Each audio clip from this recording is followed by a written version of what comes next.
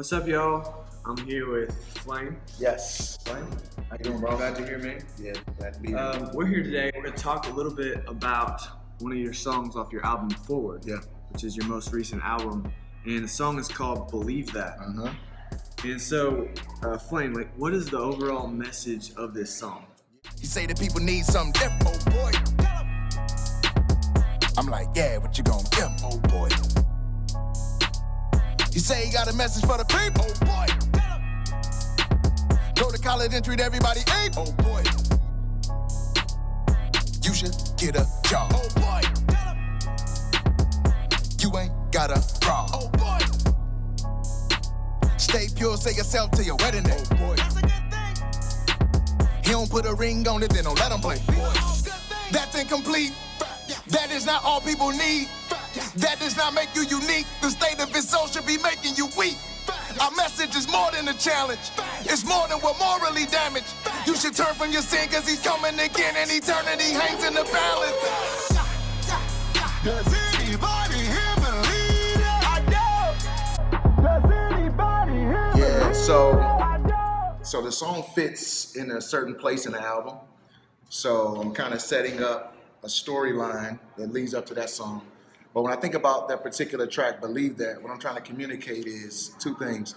I want to champion positivity and some things that reflect the image of God in humanity. I want to highlight that we all, as creatures made in God's image, should do good things that benefits one another, our neighbor, our friends. All those things should be highlighted. Oh, yeah. But then on the other side of that coin is the Christian's responsibility to communicate a clear presentation of the gospel.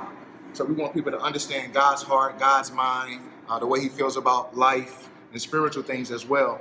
So in that song, I'm bringing those two ideas together, and I'm trying to rally the people that think the same. So I want us to come together, get excited about this topic, and then go out and make an impact in culture, but specifically with a gospel ends in mind as well. Okay. Yeah. So, for everyday life, Mm-hmm. how practical is the gospel itself? I mean, I've heard some people say, okay, I've got the gospel, Yeah.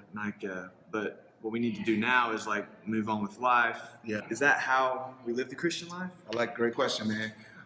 So the cool thing about the gospel is it's relevant for all aspects of the human experience. So when you talk about the gospel, you're talking about what God did on behalf of sinners. So you have people who are corrupted on the inside because we are born into this state called sin. We're born already predisposed to doing things that will break God's heart and that will harm ourselves as well as others around us. So the gospel comes in and it says God sees that, he sees that condition in humanity, but he also acts and sends his only beloved son into this world to live the perfect life for us, and then to die for our sin, to take the punishment that we deserve, and then to resurrect, to prove that he's God, prove that he has power over sin. So now when I have that type of framework of thinking, it affects how I communicate, what language I use, how I talk, my attitude. It affects so it is very practical. Very practical. How I interact with people, how I treat my neighbor, and so it affects every component of our human experience. I totally agree. I believe it's instead of saying, well, we need to move on to something else, Yeah. and focus more specifically on these practical ways to Yeah. reach the culture, to say, save yourself from marriage, Yeah. homeschool your kid, whatever the case may be, whatever people think is gonna biblical or gonna help in culture. Yeah. We don't have to lose the gospel in there. Absolutely, because the gospel informs all of those things. It's going to inform my dating relationship. It's going to inform how I function in school, on the workforce. It's going to, inform how I do politics, how I deal with social and political issues. It's going to speak to all those things because God cares about humanity. Proof is Jesus took on humanity himself. So he binds himself to humanity. So now we have to think about the human dignity that comes along with being human. And Jesus is our, the ultimate expression of what humanity is meant to be. And so we now function in society with that type of framework and help people understand what God's ideas for humanity look like, and it's through living like Christ. Picture I'm having in my mind would be almost like a tree, and the branches are these things that are very practical. Yeah. Like how we relate to our neighbor. Things like, okay, what presidential candidate do I support? Like, how do I use my money? Or use my time? Yeah. Things like that. I like that. But all of that, you're saying it needs to be informed by the gospel. So the gospel would be like the roots and the trunk of the tree that supports all the branches. Yeah. Yeah. Would that be? That's well said. I think that's perfect. You have obviously the roots planted in what God has done for us in Christ, and then the branches will be all the expressions of the human experience, but they all should draw energy from the roots, from the gospel, from God himself. So I think that's the perfect analogy, bro. Yeah.